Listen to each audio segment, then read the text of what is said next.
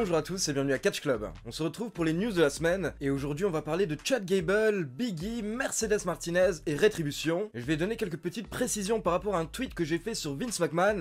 Et on terminera avec une news par rapport à The Undertaker qui va faire ses adieux. Je rappelle également que cette semaine vous avez le retour des top 10 car mercredi 11 novembre à 18 h vous aurez la partie 4 du top 10 des bagarres en coulisses qui sortira sur Catch Club. D'ailleurs je ne sais pas si vous êtes au courant mais Catch Club va bientôt fêter ses 3 ans. Et comme vous le savez j'essaye toujours d'améliorer mon matériel et la qualité de mon contenu en général. Donc sachez que cette vidéo est sponsorisée. Alors je ne sais pas si vous connaissez Red Shadow Legends. Ah vous connaissez ? Bah écoutez, pour ceux qui ne connaissent pas, si vous êtes ici, normalement c'est que vous aimez le catch, donc vous aimez les personnages monstrueux, vous aimez les champions et vous aimez également les clans.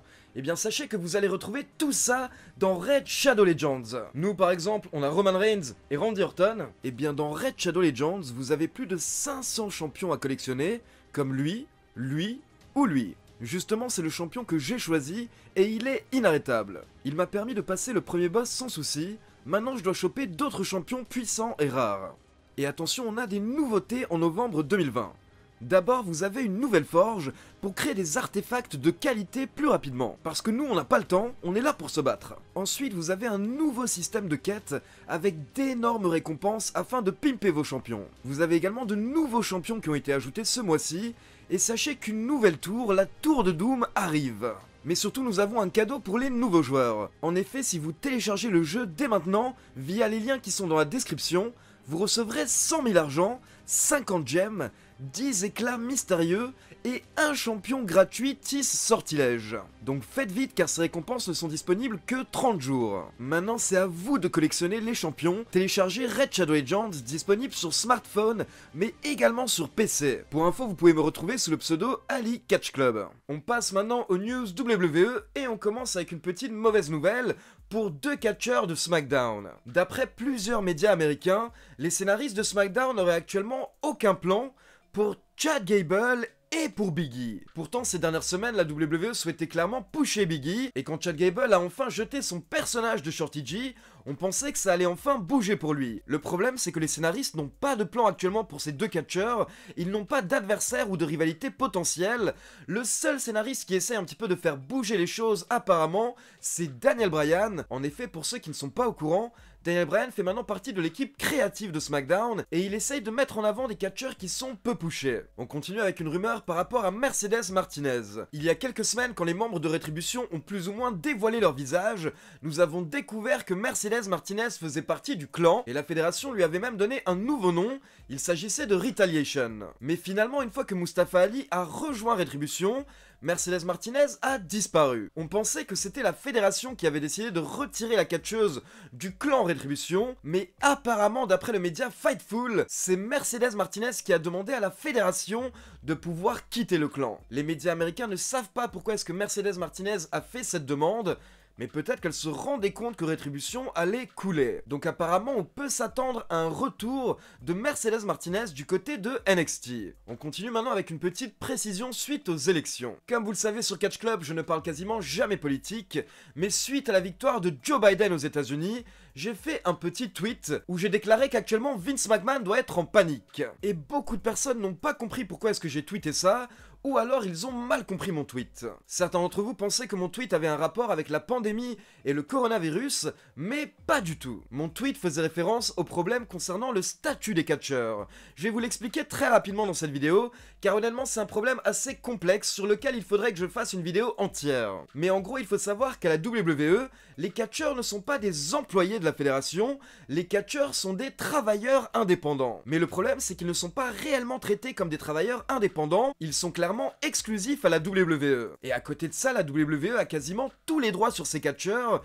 Comme on a pu le voir ces dernières semaines, elle se permet même de prendre leur argent sur Twitch dorénavant. Donc ça ne correspond pas du tout à la définition de travailleur indépendant. Et l'explication est toute simple, la WWE ne souhaite pas employer ses catcheurs, car si les catcheurs deviennent des employés, la fédération devrait payer des charges et des cotisations sociales en plus. Donc tout ça est simplement une question d'argent, la WWE fait tout ce qu'elle peut pour éviter de verser de l'argent à l'État. Mais ça fait maintenant plusieurs années que des médias soulignent que cette situation n'est pas normale, et il y a quelques semaines nous avons un politicien américain démocrate qui a dit qu'il allait s'intéresser au problème si jamais Joe Biden est élu. Cet homme politique s'appelle Andrew Young et il a précisé que si Joe Biden devient président, alors il fera tout ce qu'il peut avec l'équipe du président pour enquêter sur la WWE et faire bouger les choses pour les catcheurs. Donc première question, c'est que risque la WWE?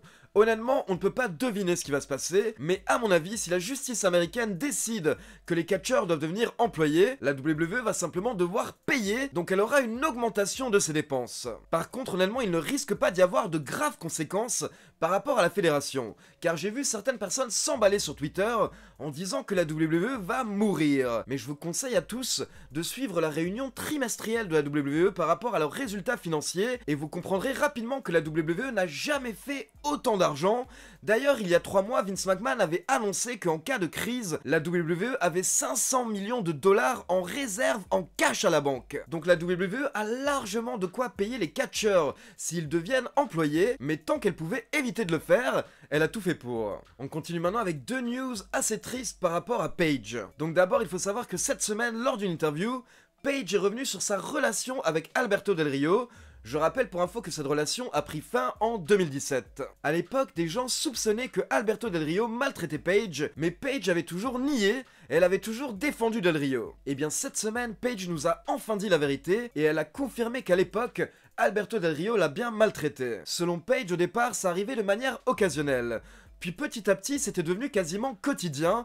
Apparemment, Alberto Del Rio enfermait Paige dans une chambre pendant des heures, et quand il allait la voir, il allait la frapper toutes les 5 minutes. Donc Paige nous dit que ce qui arrive actuellement à Alberto Del Rio, c'est simplement le karma. Car pour rappel, Del Rio est actuellement accusé de kidnapping et d'agression sexuelle par une autre ancienne petite amie. Le procès de Del Rio va démarrer en janvier 2021 et il risque des dizaines d'années de prison. Malgré tout, il faut savoir que Del Rio a tout de même répondu à Paige cette semaine et encore une fois, Del Rio a totalement nié et il a même accusé Paige. En effet, en répondant à Paige, Del Rio dit qu'il ne l'a jamais frappé et que c'était même l'inverse, c'est Paige qui le maltraitait et il nous dit qu'il a des preuves. Donc honnêtement, je n'ai pas envie de donner plus d'importance à Alberto Del Rio, on va passer à autre chose et je vous redonnerai des nouvelles en 2021 une fois que son procès aura avancé. Et on continue avec une autre news qui fait peur par rapport à Paige. Il faut savoir que hier, un stalker, donc un harceleur, s'est rendu à la maison de Paige et son petit ami Ronnie Radke. Paige a expliqué que ça faisait quelque temps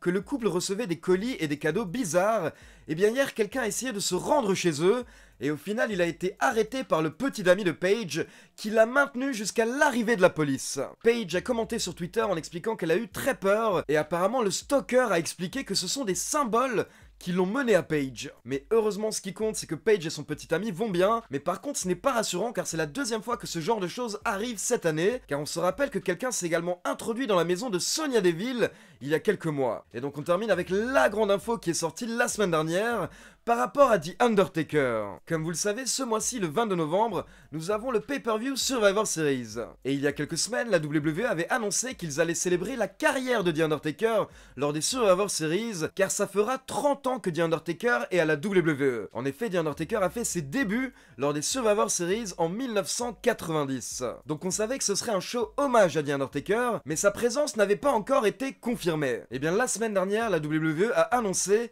que The Undertaker sera bien présent au Survivor Series afin de faire ses adieux. La fédération n'a pas donné plus d'informations, mais elle a bien précisé que ce seront les derniers grands adieux de The Undertaker à la WWE. Alors personnellement, je vous avoue que j'ai du mal à y croire, car déjà je ne vois pas The Undertaker faire ses adieux sans public. En tout cas, je trouverais ça super dommage, car un personnage légendaire comme The Undertaker a besoin d'une sortie mythique. Et à côté de ça, il faut savoir que l'année dernière, The Undertaker a signé un contrat de 15 ans avec la WWE. Donc quoi qu'il arrive, même s'il fait ses adieux au Survivor Series, je pense qu'on le reverra clairement lors des prochaines années. Par contre, je commence à vraiment penser qu'on ne le reverra plus catché. Je pense que lors des prochaines années, The Undertaker fera simplement quelques apparitions surprises de temps en temps. Donc à mon avis, en fait, c'est surtout un coup de com', c'est de la communication, du marketing de la part de la WWE, qui essaye de vendre des abonnements au WWE Network, elle essaye de vendre des pay-per-view, et elle essaye d'attirer les gens au Survivor Series. Maintenant, j'ai une question pour vous. Si vous pouviez choisir comment se passent les adieux de The Undertaker, quel serait votre scénario? Laissez-moi vos réponses dans les commentaires. Donc voilà, c'est tout pour les news. Comme d'habitude, n'oubliez pas de liker la vidéo, de vous abonner à la chaîne et de cliquer sur la petite cloche pour être informé de la sortie des prochaines vidéos. Et n'oubliez pas, rendez-vous spécial mercredi à 18 h sur Catch Club pour le top 10 des bagarres en coulisses partie 4. Ciao tout le monde!